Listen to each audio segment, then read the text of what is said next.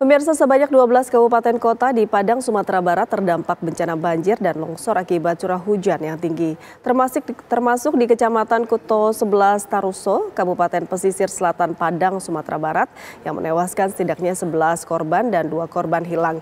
Reporter kami, Yohanes Leonardo dan juru kamera Senida Aditya akan memberikan laporan terkait upaya Badan Nasional Penanggulangan Bencana atau BNPB dalam menyiapkan sejumlah bantuan logistik dan operasional di sana. Pemirsa, ratusan paket bantuan ini diberikan oleh Badan Nasional Penanggulangan Bencana atau BNPB di 12 kecamatan dan kota yang ada di Padang, Sumatera Barat yang terdampak dari banjir dan juga longsor pasca hujan yang melanda sejak 8 Maret 2024 kemarin. Lantas kemudian bagaimana progres ataupun juga perkembangan dari pembagian paket bantuan tersebut?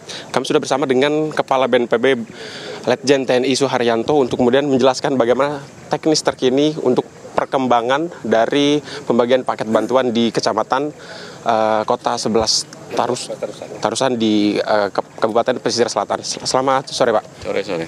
Pak Suharyanto, boleh dijelaskan sedikit kepada masyarakat yang tidak ada di sini untuk kemudian bagaimana proses dari pembagian paket bantuan yang direncanakan oleh BNPB sendiri? Baik, terima kasih Mas ya. Jadi sejalan dengan instruksi Bapak Presiden Joko Widodo, setiap terjadi bencana memang BNPB harus cepat ya. Ini sudah hari ketiga terjadi bencana. Tentu saja BNPB bukan hanya memberikan paket bantuan itu hanya sebagian kecil ya. Jadi kami per hari ini untuk barang bantuan ada di tanggap darurat itu ada 23 jenis barang. Dari mulai tenda, makanan, minuman, sampai dengan alat pemotong senso kita bawa. Tadi kita dialog dengan Pak Bupati, per hari ini kebutuhan pemerintah daerah terkait tanggap darurat relatif sudah terpenuhi. Kemudian tadi juga dialog ke masyarakat, ya masyarakat rata-rata masih menginginkan tambahan bantuan, tapi begitu sudah ada barangnya, ya mereka juga tenang. Sekarang rata-rata masyarakat sudah kembali dari tempat pengungsian, mereka sedang membersihkan rumahnya masing-masing.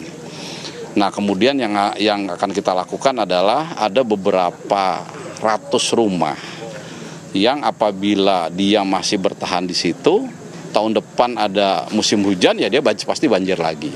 Nah, itu yang akan segera kita pindah. Sedang didata oleh Pak Bupati, mungkin sekitar 100 rumah lah, sedang dicari lahan. Waktunya 1 bulan dari sekarang, kalau 1 bulan ini sudah dapat, bulan kedua sudah bisa kita buat bangunannya, sehingga dalam waktu yang tidak terlalu lama mereka sudah pindah ke tempat yang baru, gitu ya. Untuk temuan 100 rumah itu sendiri dari hasil penelusuran di kecamatan ini saja atau dari total semuanya, Pak? Kayaknya seluruh kabupaten itu, nanti Pak Bupati yang lebih paham titik-titiknya ya, mana yang harus dipindah, mana yang harus diperbaiki begitu ya. Dan intinya pokoknya apabila 2025 ada musim hujan yang sama, kejadian serupa seperti ini tidak terjadi. Karena mereka sudah dipindah. Kalau sekarang dipertahankan nggak bisa karena rata-rata di lahan kritis, sangat kritis gitu. Ada yang di pinggir sungai, ada yang di bawah tebing gitu ya. Oke Pak, tadi Anda meninjau sendiri ada beberapa rumah di pinggir sungai yang kemudian sudah reot begitu kondisinya dan juga sudah hampir hancur begitu. Dan dari temuan tersebut Pak, selain relokasi rumah, untuk saat ini apa yang warga-warga keluhkan selain kemudian bantuan yang tadi sudah diantarkan, apa saja yang mereka butuhkan Pak di titik? Saya tadi langsung didatangi sama masyarakat ya, nanyakan itu. Begitu masyarakat, udah Bu, Bapak nanti keluarga ibu bapak nggak mungkin lagi tinggal di sini. Iya nggak mungkin Pak, kita takut, dia bilang. Ya udah kita pindah. Ini Pak Bupati ada, Pak Bupati Japin tanahnya. Nanti pemerintah yang membangun rumahnya. Dari Pak Menteri PUPR juga mengatakan begitu, bisa juga dibangun oleh PUPR. Mereka langsung seneng. Terus saya tanya lagi, sekarang tinggal di mana? Saya tinggal di rumah tetangga, di rumah saudara. Nah bagi yang mereka yang begitu, pemerintah juga memberikan kebijakan bagi para penyintas bencana yang tidak punya rumah dan tinggal di rumah tetangganya atau saudaranya sambil menunggu rumahnya yang dibangunkan pemerintah jadi, diberi dana tunggu hunian. Artinya anggaran untuk ngontrak lah. Itu mulai bulan April besok sudah bisa cair. Gitu. Ya, pemirsa, tadi merupakan sedikit bincang kami dengan Letjen TNI Suharyanto, yang merupakan Kepala BNPB atau Badan Nasional Penanggulangan Bencana, yang memang tadi dilihat bahwa ada beberapa sektor yang menjadi keluhan bagi masyarakat setempat.